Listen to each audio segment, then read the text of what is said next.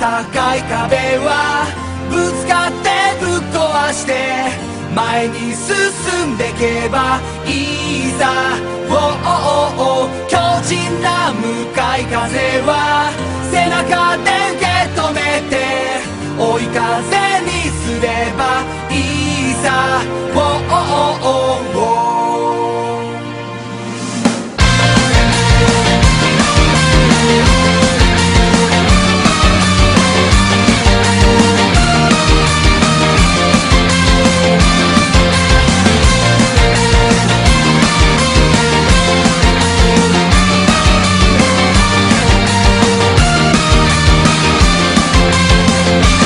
打ちのめされて立ち上がれない日もある。明日さえ見えない日だってある。だけど僕らはどこかを目指すだろう。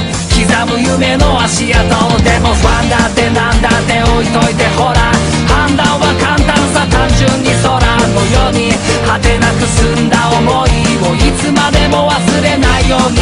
胸の奥の迷いが晴れることなんてないけど雨上がりの空に心が揺さぶられたらさあ旅立ちの時だ。越えられない高い壁はぶつかってぶっ壊して前に進んでけばいいさ。強靭な向かい風は背中で受け止めて追い風にすればいいさ。不可能なんてないよ可能だらけさ。絶望なんてないよ希望だらけさ。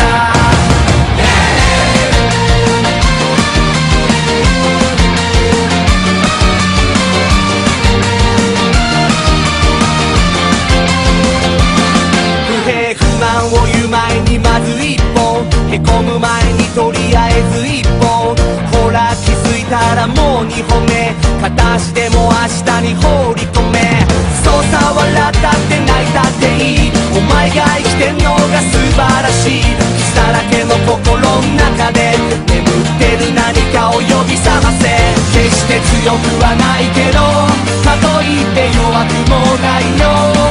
今は夢がなくてもこれから探してゆける喜びを抱き